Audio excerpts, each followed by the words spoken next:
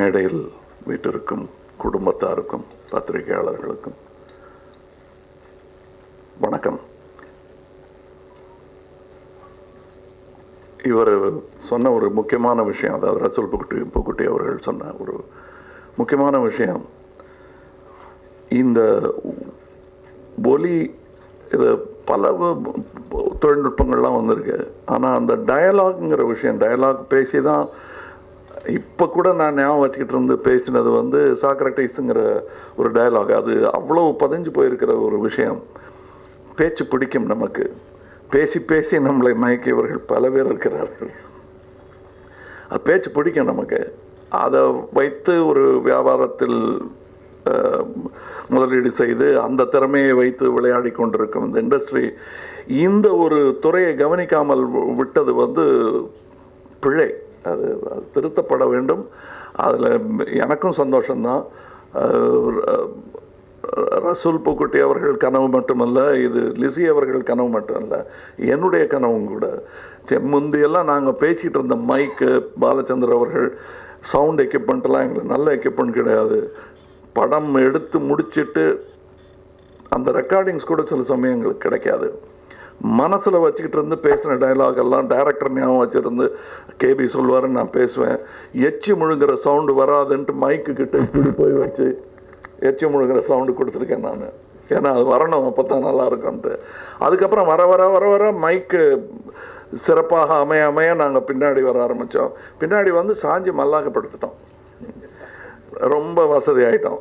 அதுக்கப்புறம் அந்த ஒரு lacuna, that vacuum is what is hurting people, technicians.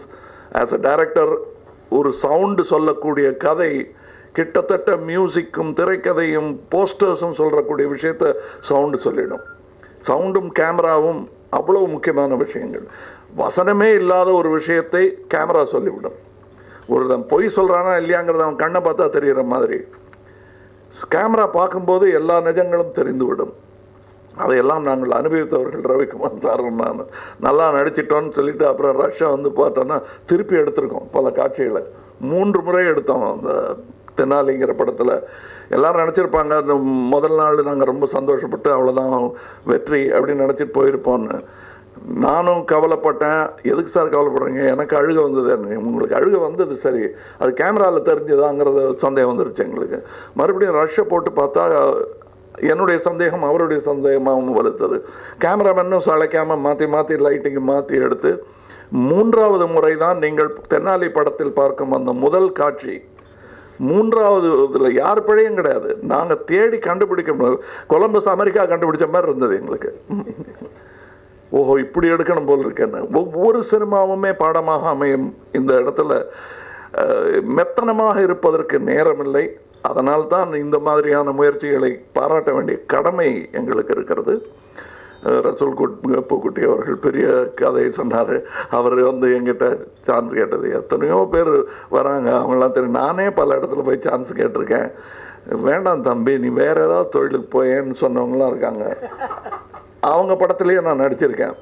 But அதுக்கு காரணம் அந்த நேரத்தில் நம்மளுக்கு சரியான இம்ப்ரெஸாரியோ இருந்திருக்க மாட்டாங்க. இப்போ அடுத்த ஒரு இதில் அவர் போயிட்டுருக்காரு. அதுக்கு என்னை விட சிறந்த ஒரு வாழ்த்தும் பாராட்டும் சொல்லக்கூடியவர் கே. விஸ்வநாத் அவர்கள். அது ஏன் அதை சொல்கிறேன் அப்படின்னா, கே. விஸ்வநாத் அவர்கள் சாரதா ஸ்டுடியோவில் சவுண்ட் ரெக்கார்டிஸ்ட். அவர் வாகினியில் வேலை செஞ்சுட்டு சவுண்ட் ரெக்கார்டிஸ்டாக வந்திருக்கேன். நான் பார்த்துருக்கேங்க அவரை. தமிழ் படத்து டைலாக் இருந்தாலும் அதை கேட்டுக்கிட்டு ஆர்டிஸ்ட்கிட்ட அப்போல்லாம் லைவ் சவுண்ட் எடுக்கிற நேரம் he became a director. So அவருடைய படத்தில் நடிகர்களுடைய திறன் சற்று அதிகமாக வெளிப்படுவது மாதிரி இருப்பதற்கு காரணம் சவுண்டை பற்றின முழு ஞானம் அவருக்கு இருந்தது. இதை ஏன் இப்போ இவர்கிட்ட சொல்கிறேன்னா, கூடிய விரைவில் அவர் இயக்குனராக போகிறார், டைரக்டராக போகிறாரு. அது இந்த பலத்துடன் நீங்கள் செல்கிறீர்கள். சினிமாவை பற்றி தெரியும்.